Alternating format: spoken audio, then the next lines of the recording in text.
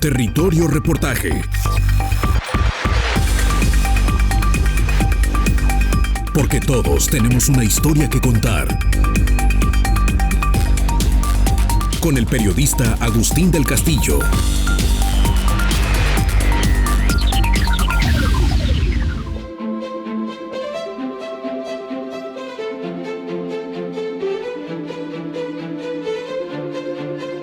Con una vigencia que comenzó en julio de 2016 y ya ha rebasado 7 años de aplicación, solamente 2 de las 15 subestrategias que pretendió aplicar la Coordinación Metropolitana por medio del Plan de Ordenamiento Territorial Metropolitano, POTMET, han tenido una efectividad alta, de acuerdo con un análisis propio realizado por el Instituto de Planeación y Gestión del Desarrollo del Área Metropolitana de Guadalajara, IMEPLAN, con miras a la revisión del instrumento a que obliga la ley.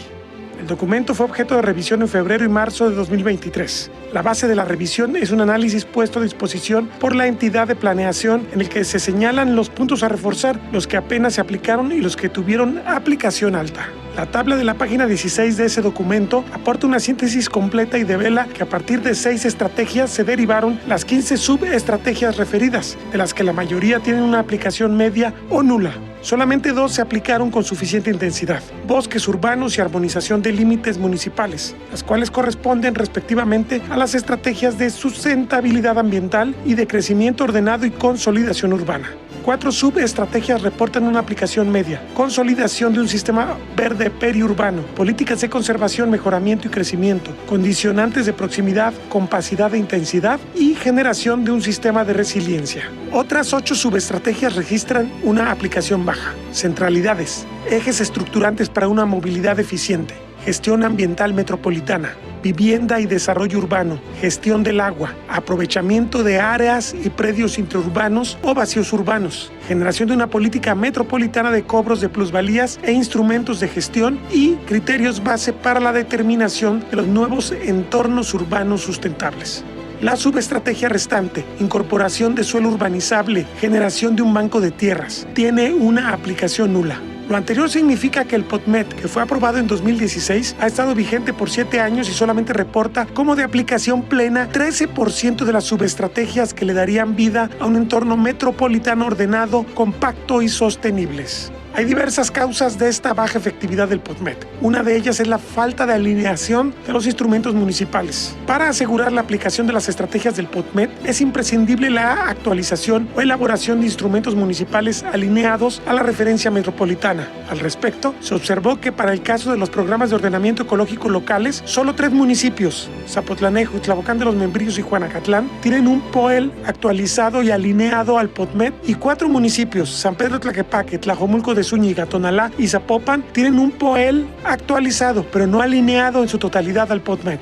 Y añade, solo un municipio, Guadalajara, tiene su programa municipal de desarrollo urbano actualizado y alineado al POTMET, mientras que San Pedro Tlaquepaque solo lo tiene actualizado, encontrando algunas discrepancias con el POTMET. Bajo este escenario, se demuestra que el proceso de actualización y alineamiento del marco programático municipal es deficiente, lo que hace imposible que el componente estratégico del POTMET se pueda ejecutar de la mejor manera, por lo que es necesario que la actualización de los instrumentos municipales se realice de inmediato a la elaboración del POTMET en el periodo de tiempo de no más de un año. Hacia finales del año 2023 no se ha publicado la versión revisada del POTMET. Los datos de la realidad son otros. Hay una expansión continuada de la marcha urbana bajo la premisa de respetar derechos adquiridos. Sobre el tema y las dificultades que entraña particularmente la movilidad, Territorio Reportaje ha tenido una conversación con el doctor Mario Córdoba España, director del Instituto de Investigación de Movilidad Urbana Sustentable de la Universidad de Guadalajara, con amplia trayectoria en el sector público y que vincula con precisión los problemas del crecimiento urbano con los de los desplazamientos que necesita la población.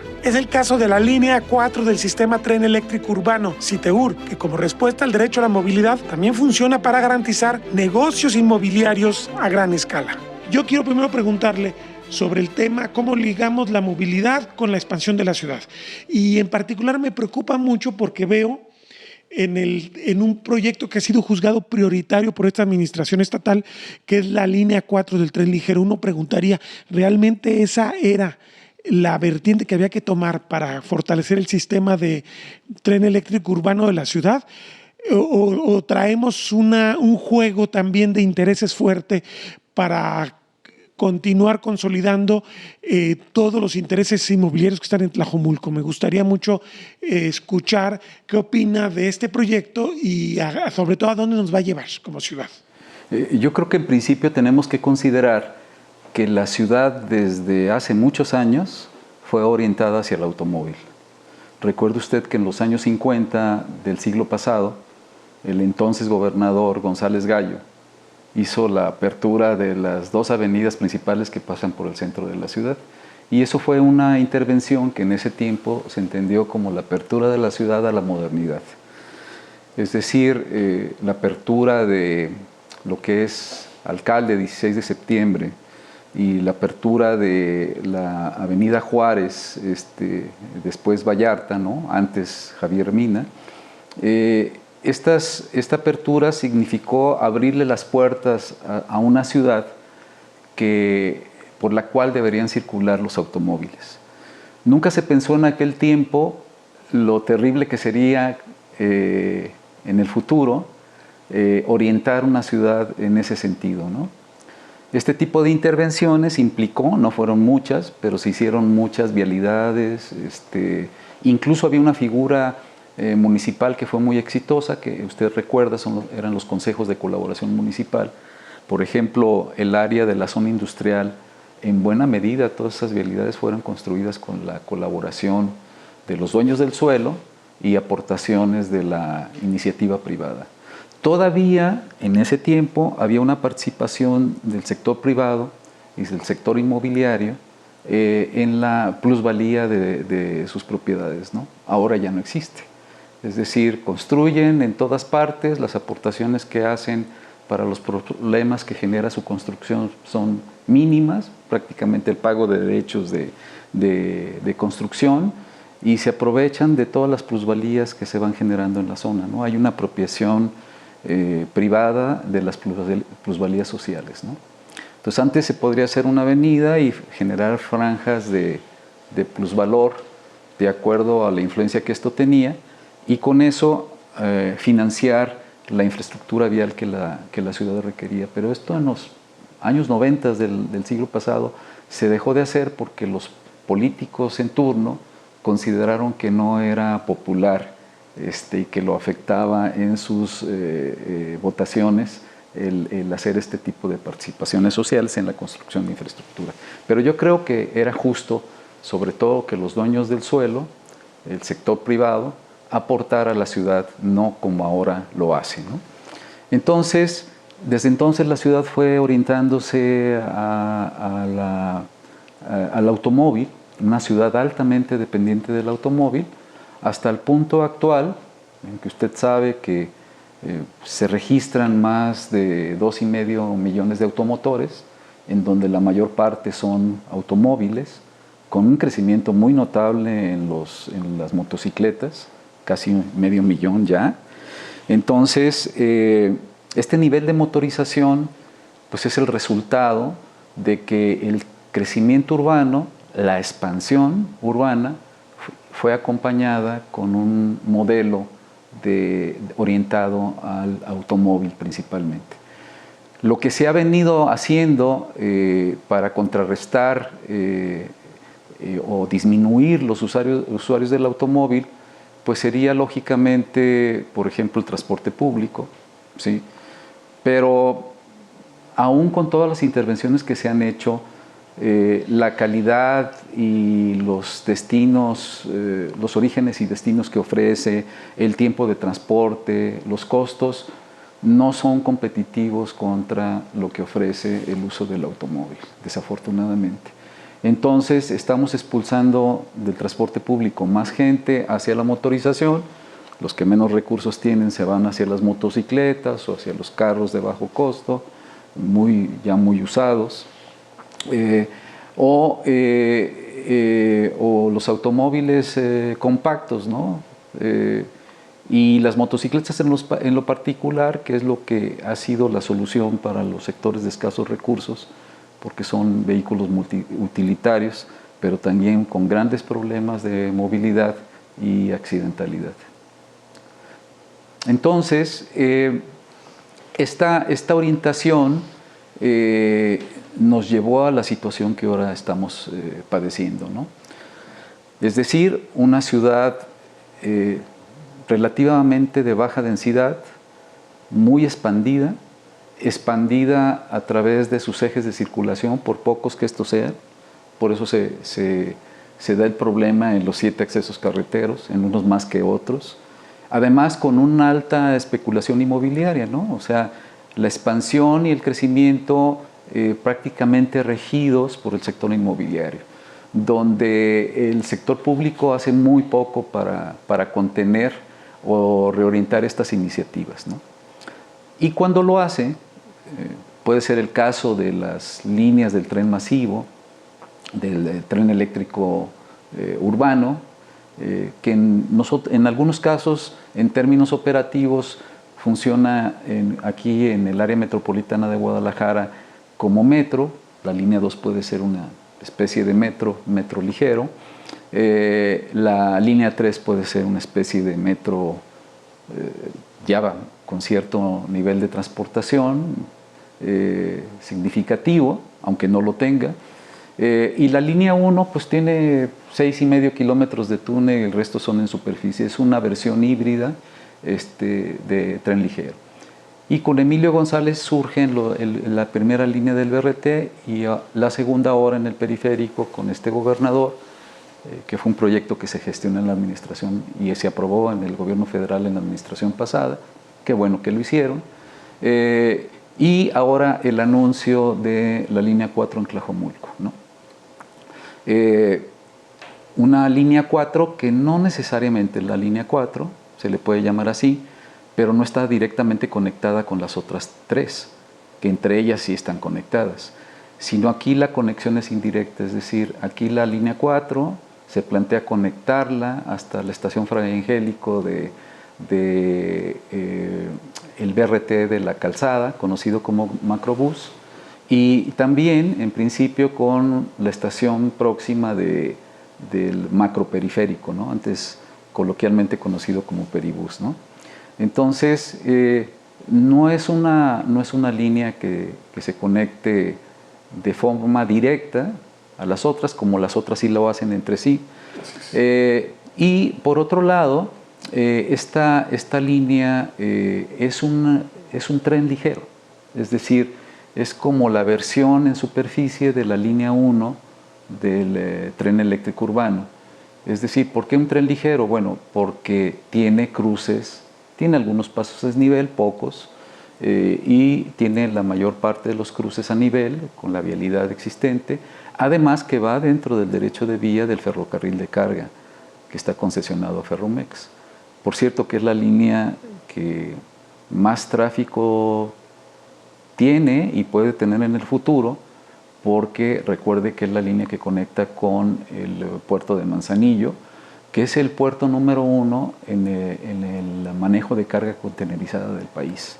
Entonces, con el COVID se disminuyó esta intensidad de comercio internacional y con la recesión económica prácticamente que hay en Estados Unidos, los problemas con China, etcétera, etcétera, todos estos aspectos de índole geopolítico, pero que esta línea potencialmente va a incrementar su flujo de carga de manera significativa en el futuro. Y por tanto, el ferrocarril de carga realmente ya no debería entrar a la ciudad, ¿sí? O sea, ya no ir por Inglaterra y todo este espacio que fue una lucha política interesante para evitar la Vía Express, que era el primer piso que se iba a hacer con Emilio González, sino que ya es tiempo de que se piense en un macrolibramiento ferroviario, multimodal, que se rescaten todos esos espacios que tiene la ciudad como cicatrices por estas vías y estas espuelas de vía, etcétera, etcétera, ¿no? Es decir, en resumen, la ciudad se ha expandido de manera desordenada, regida por el interés inmobiliario prácticamente, con una mínima intervención del Estado. El Estado no tiene ni siquiera reservas territoriales para construir vivienda como hace muchos años se planteó. Este tema lo ha abandonado prácticamente, ya no construye vivienda. Hay por ahí algunos proyectos que trae Pablo Lemus en la parte del centro, que habría que revisarlos con cuidado para que no generen gentrificación y mayor especulación inmobiliaria. Pero, por otra parte, lo que podría generar una alternativa de transporte en la ciudad, aún con una ciudad tan extendida como la tenemos hoy, más de 72,000 hectáreas, es el transporte público.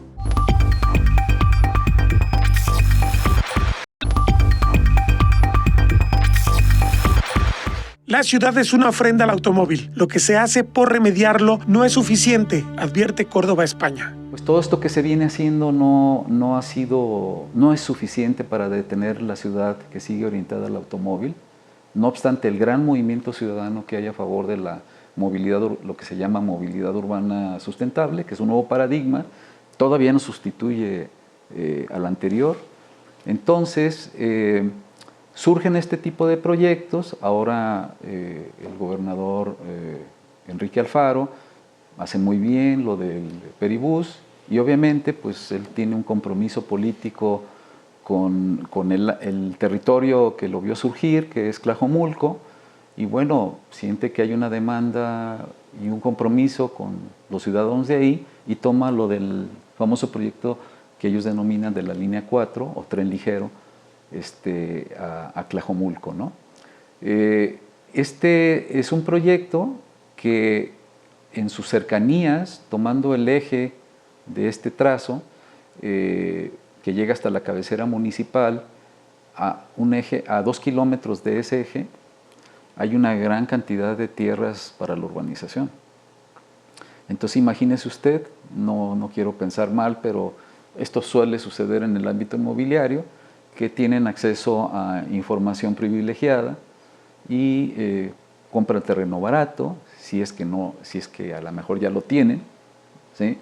Y resulta que por ahí va a ir una línea de transporte, ¿no? Y eso hace, y lo veremos en los próximos años, ya que empiece su operación, normalmente 5 o 10 años, ojalá que yo pueda verlo, no lo sé, pero la situación de que se va a empezar a urbanizar toda esa zona, son más de 6,000 hectáreas, con vivienda, con centros comerciales, con equipamiento urbano. Y eso no está mal, ¿no? Los ganones en términos económicos son otra vez el sector privado, porque pues, ellos están aprovechando las plusvalías sociales que genera la construcción de una línea del tren, ¿no? Y para su total beneficio, ¿no? Y poco aportan al respecto ellos en materia de infraestructura.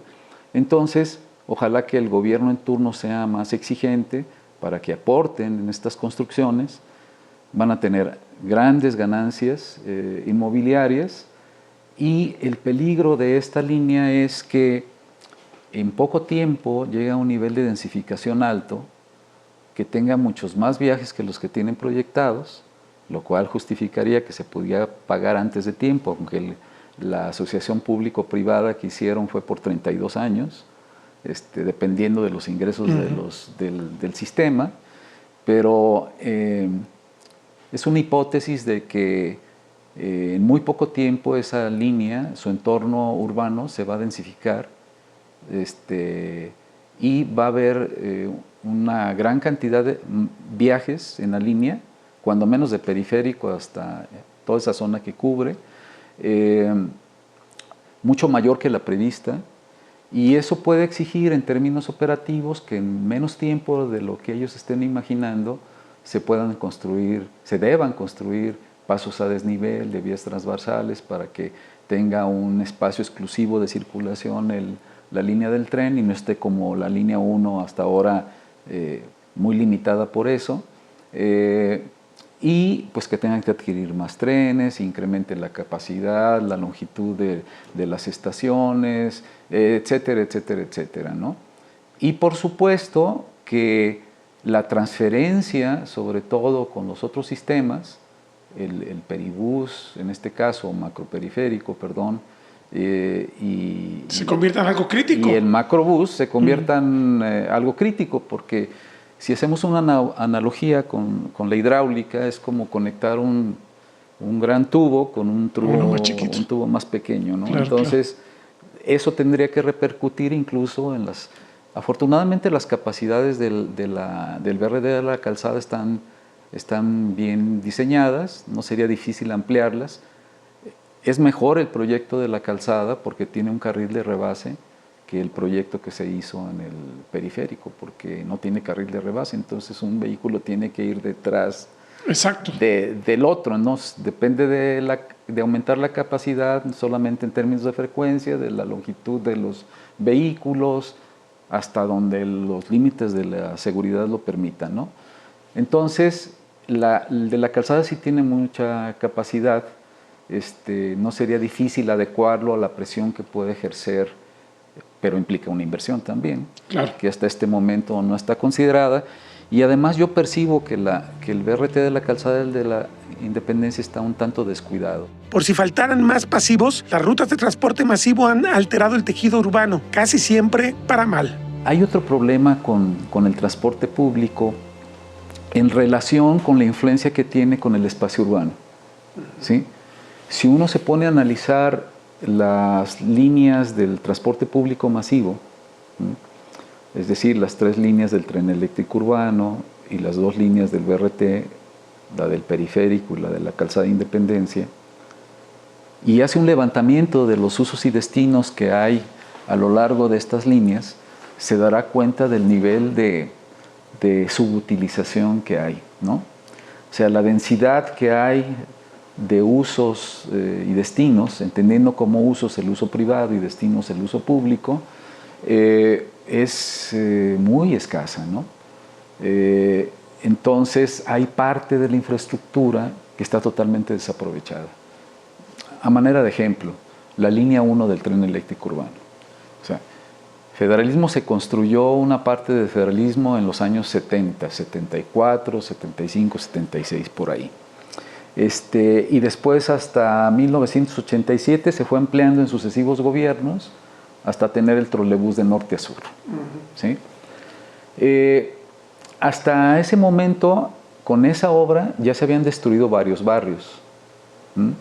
El barrio de Atemajac, La Guadalupana, Mezquitán, Capilla de Jesús, hasta un templo que pusieron a la mitad, absurdo. El refugio, ¿no? Sí. El refugio, es el único templo que está, me imagino así, ¿verdad? Quizás en el mundo. Quizás. Mexicalcingo, obviamente el entorno de la zona del Parque Revolución, conocido ahora como Parque Rojo, hasta el Fresno, ¿no? Hasta la colonia del Fresno, ¿no?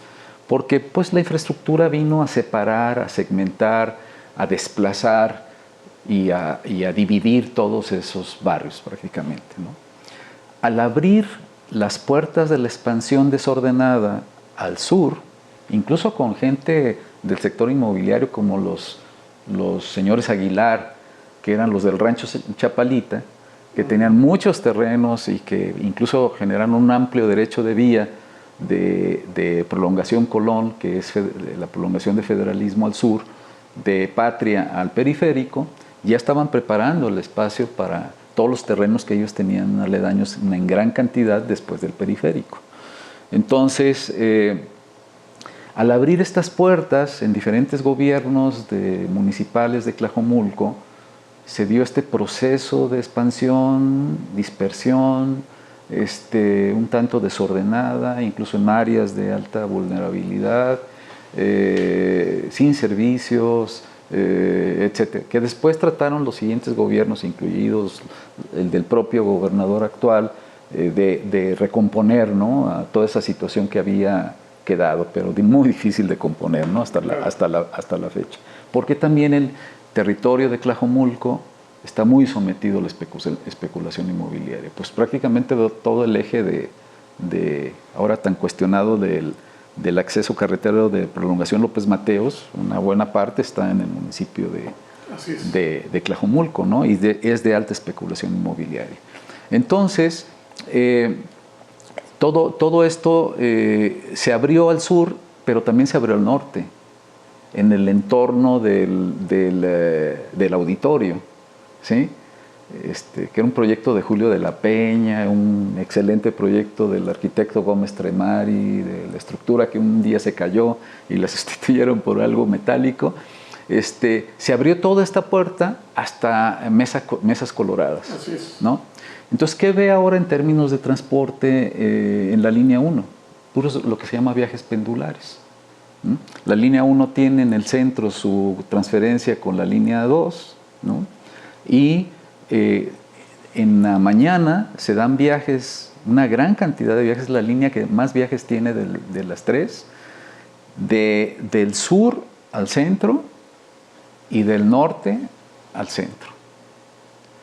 Y si usted hace un levantamiento cuidadoso de los usos y destinos de los tramos de periférico hacia adentro, se va a dar cuenta que se hizo una gran inversión, alguna enterrada, sobre todo en la parte del túnel, y usted puede ver los entornos de lo que eran los barrios del entorno al Parque Revolución, Mexicalcingo, Mezquitán, etcétera, prácticamente desocupados y estaciones con muy poco uso, espacios públicos realmente subutilizados, ¿no?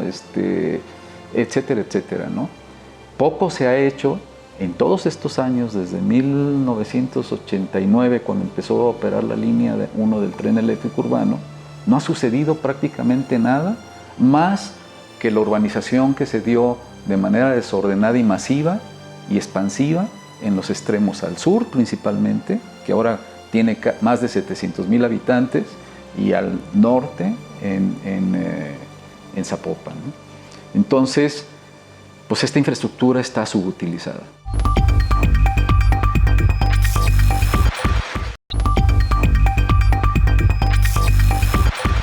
La pregunta de los 64,000 pesos. ¿Por qué la gente se va de la periferia y abandona casas que le están costando? Por el creciente valor social que tiene el tiempo. Pero seguramente los viajes que se hacen de manera automotora individual, con una muy baja ocupación, son quizás hasta superiores. Se ha tendido a aumentar el uso del auto con el tiempo, ¿verdad? Que los que se hacen en transporte público, claro, tomando en cuenta de origen a destino. Ese es un gran fracaso de las políticas públicas, sí, para el transporte, ¿no? No tomando en cuenta el transbordo, porque claro, hay un alto porcentaje de transbordo en transporte público, situación también que afecta al usuario, porque además no hay una tarifa integrada y con un solo boleto no se puede pagar todos sus viajes, tiene que pagar la transferencia. No hay un sistema integrado de transporte público, ni física, ni operativamente, ni tarifariamente, ¿no? Eso lo abandonaron. Entonces, son obras aisladas, acciones aisladas, que no generan un sistema de transporte público capaz de competir con el transporte privado.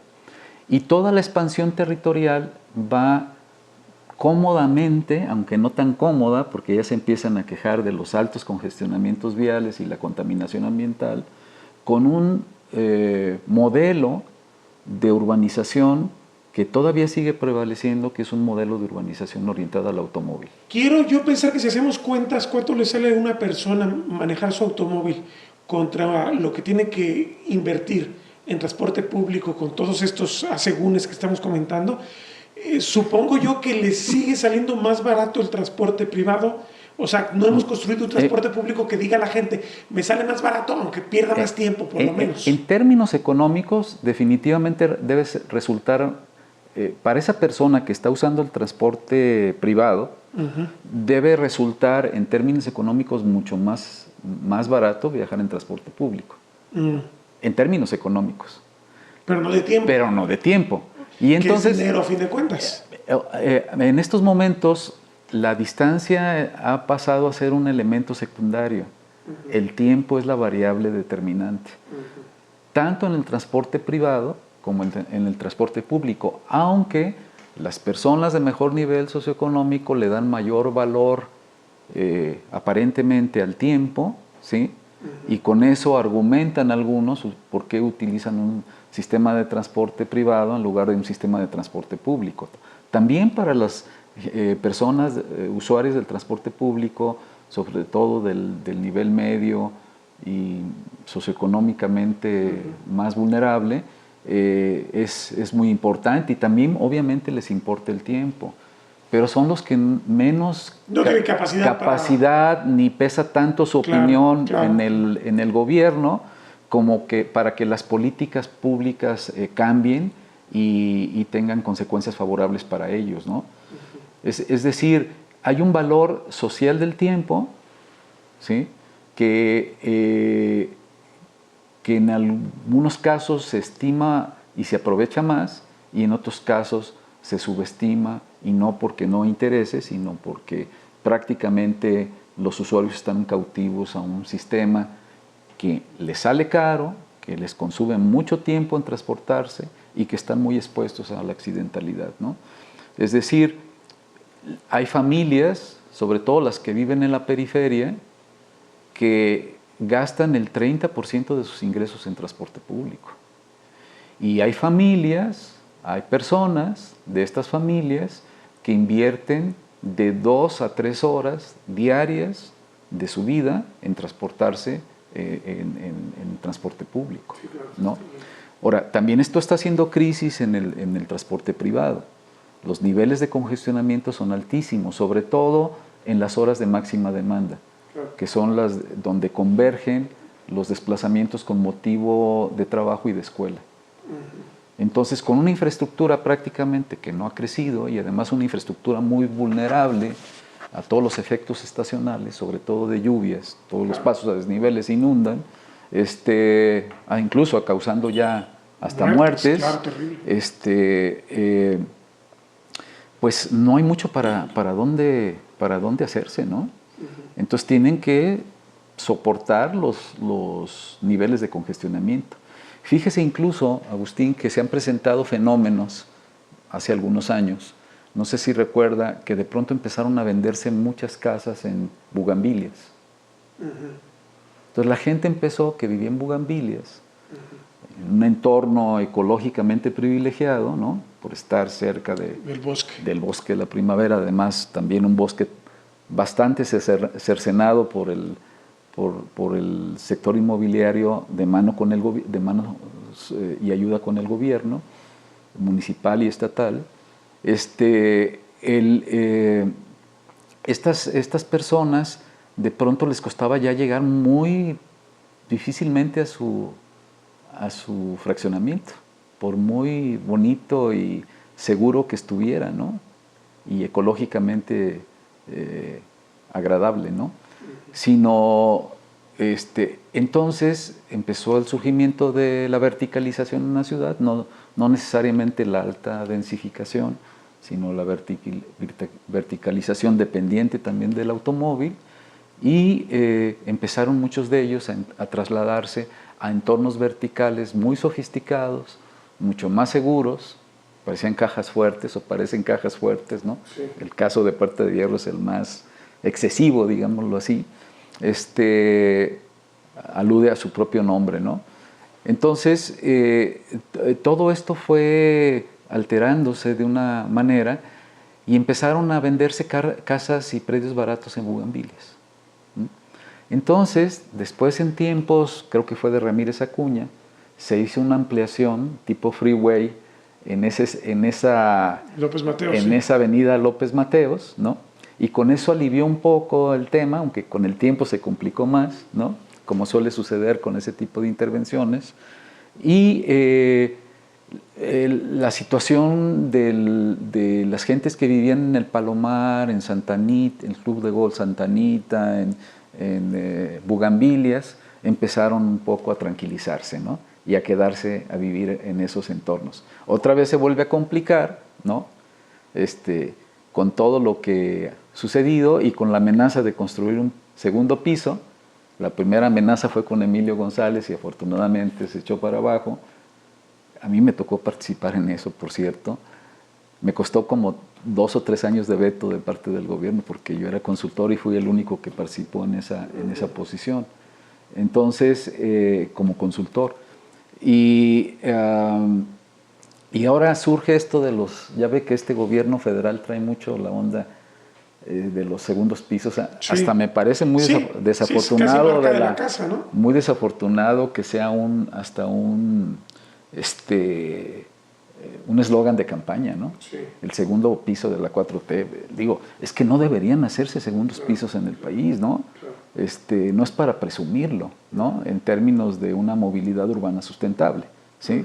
Entonces, con esto del segundo piso que se dio a través del secretario de Comunicaciones y Transportes, seguramente con la influencia de Riobó y compañía, ¿no? Que son los expertos en los segundos pisos, se vino esto de López Mateos.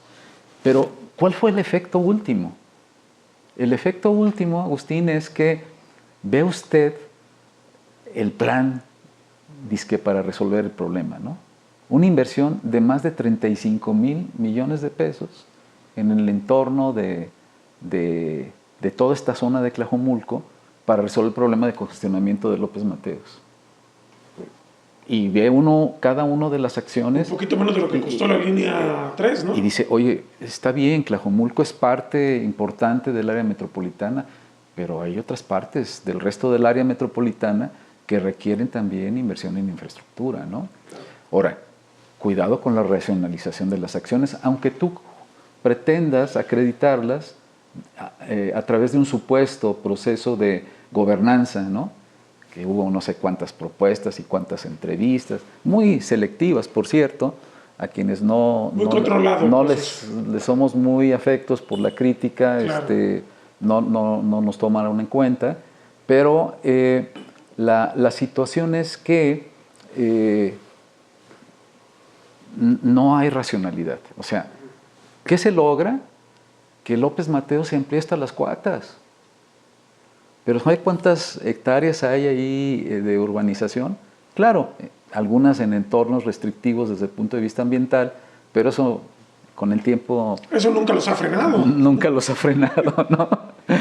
Cerca de 9,000 hectáreas. Sí, es tremendo. Entonces, eso tiene un gran riesgo. 9,000 de ese lado y 6,000 de acá del lado del tren, pues entonces es para hacer una megaciudad en Tlajomulco. 15,000 hectáreas aproximadamente, tremendo. ¿No? Sí.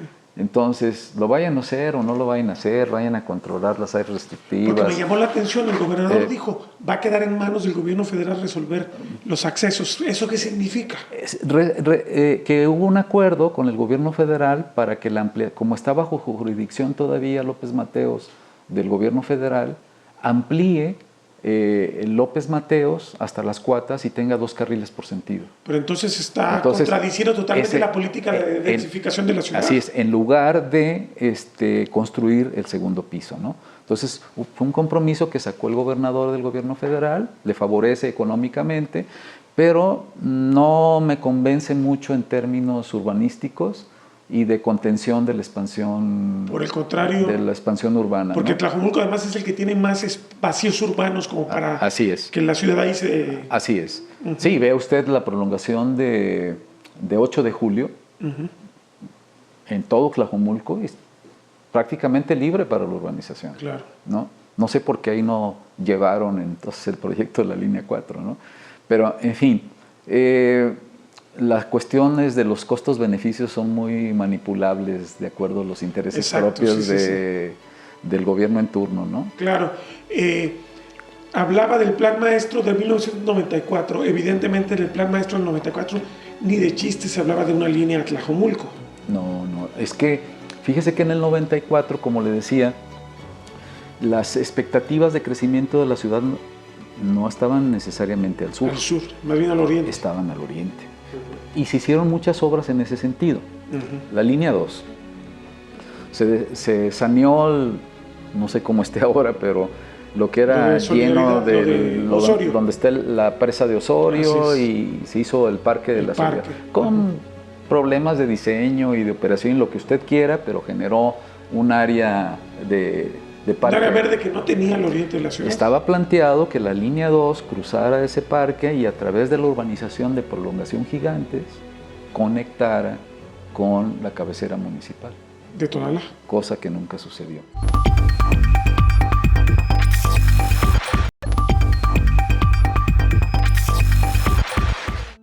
Según el PODMED vigente, uno de sus triunfos inmediatos fue dejar en solo 8.315 hectáreas las reservas urbanas municipales, de 44.416 hectáreas que existían hasta el año 2016. La cuestión es que las cuentas no dan. La ciudad necesitaba solamente 9.000 hectáreas en el año 1982 para crecer y consolidarse en 5 millones de habitantes, cantidad de población que se alcanzó en el año 2018. Creció en el mismo tiempo casi 65.000 hectáreas y en 2023 tiene menos de 5.5 millones de habitantes. La lógica dicta que el crecimiento hacia afuera no tiene razón de ser. Es costoso para la ciudad y su impacto se financia casi exclusivamente con dinero público. Crecer todavía de 7.000 a 8.315 hectáreas, 75% de la superficie que la ciudad tenía en el año 1982, no va a consolidar la ciudad, sino un modelo de negocios que sigue siendo altamente depredador. La historia de la expansión urbana del área metropolitana de Guadalajara es por dos vías, de acuerdo a lo que podemos ver en los últimos 40 años, que es cuando se dio el impulso más alto en el territorio, pues hay como dos maneras. La primera es que llega el urbanizador, le pide a la presidencia municipal, que recordemos desde las reformas constitucionales de los años 80, son las que rigen el desarrollo urbano, las que determinan el desarrollo urbano, le pide una licencia para abrir un fraccionamiento. Y por ejemplo, en lugares como Guadalajara, como Zapopan, como Tlajomulco, esto fue muy típico, pedían los permisos y abrían el fraccionamiento, hacían una serie de obras dentro del fraccionamiento, pero resulta que quedaba en medio de la nada, que ese fue uno de los graves defectos de la urbanización o de la expansión urbana que se dio sobre todo a partir de los años 90.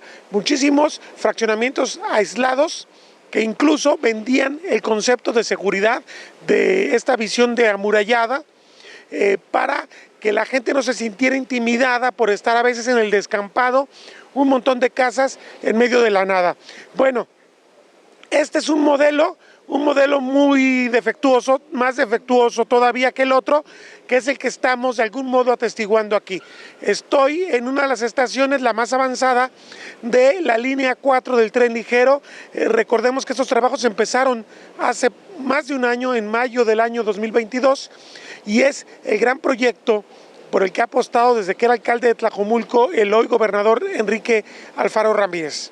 Bueno, este es el otro modelo de expansión urbana, crear infraestructura, sobre todo de vías de comunicación o de educación o de salud, para hacer que la gente se mueva hacia los nuevos territorios. Normalmente va de la mano. No sería el único caso, el caso de línea 4.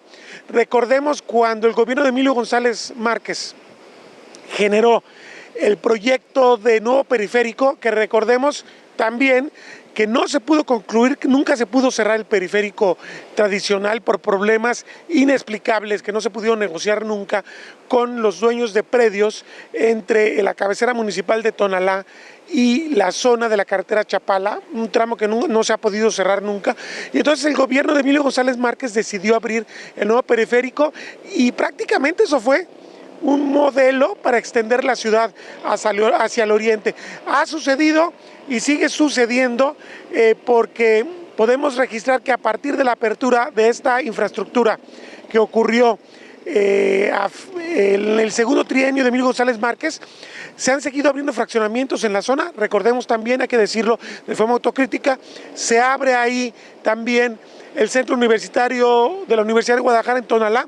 Todo esto hace que se vuelva atractivo, que le dé valor al terreno y que se construyan en torno a esta infraestructura nuevas casas, nuevos fraccionamientos.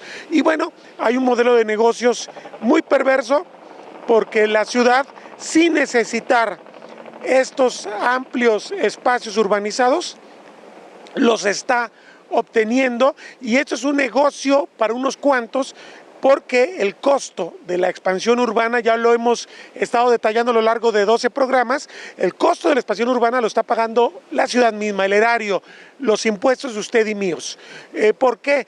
Porque el fraccionador simplemente adquirió tierra barata, llegó la infraestructura y le dio plusvalía a esa tierra barata y le hizo pues un gran negocio al fraccionador. Se sigue por eso la pulsión de la expansión urbana, porque el negocio está en crecer la ciudad.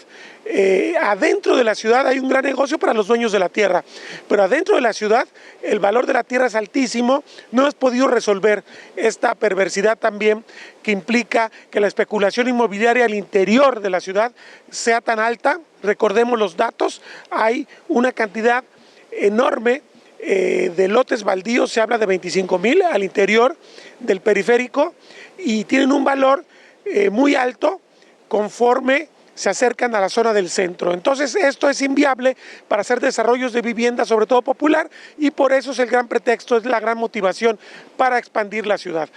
Bueno, simplemente cuál es el dato que vale la pena de remarcar en el caso de línea 4 de tren ligero. 1.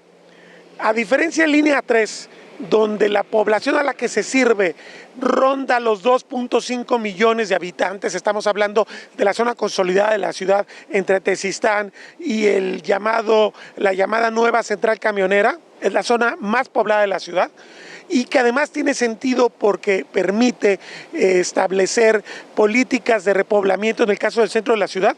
Aquí hablamos de una zona que si bien está muy poblada, sobre todo de 30 años para acá, con la expansión de la ciudad sobre Tlajomulco, que tiene Tlajomulco ya alrededor de 700,000 habitantes, tenía en el año 92 alrededor de 60,000, 70,000, se ha multiplicado prácticamente por 900%, perdón, se ha multiplicado por 9. Bueno, en el caso de esta vía, tenemos todavía una cantidad de vacíos urbanos enorme que llevan de aquí a Tlajomulco.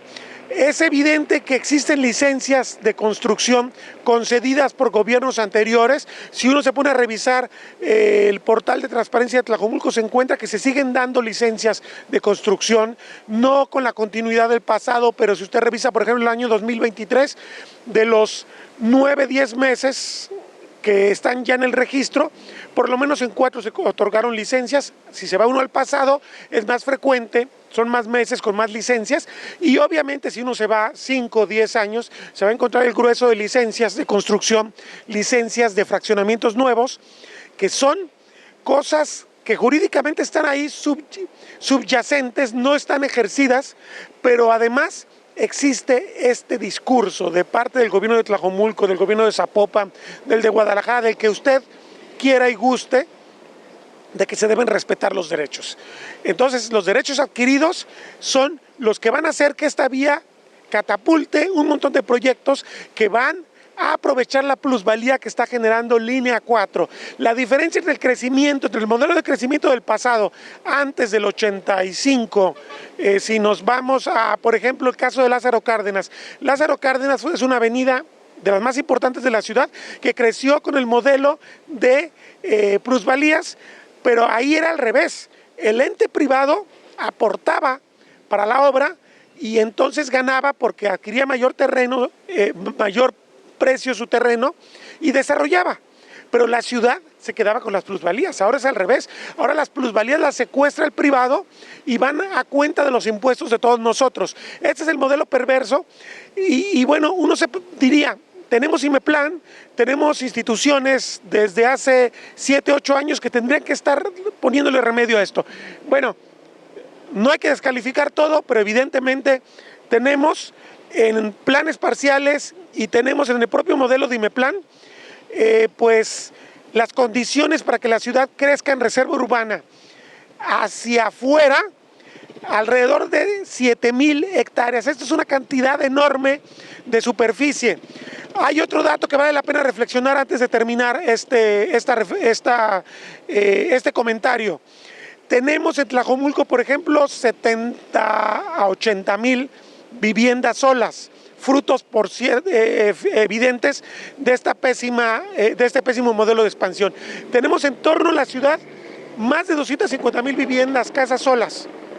Uno diría, bueno, el lado positivo de línea 4 va a ser que Tlajomulco va a tener una manera de hacer que se vuelvan a poblar una parte de estas viviendas desocupadas. Ese es el lado positivo.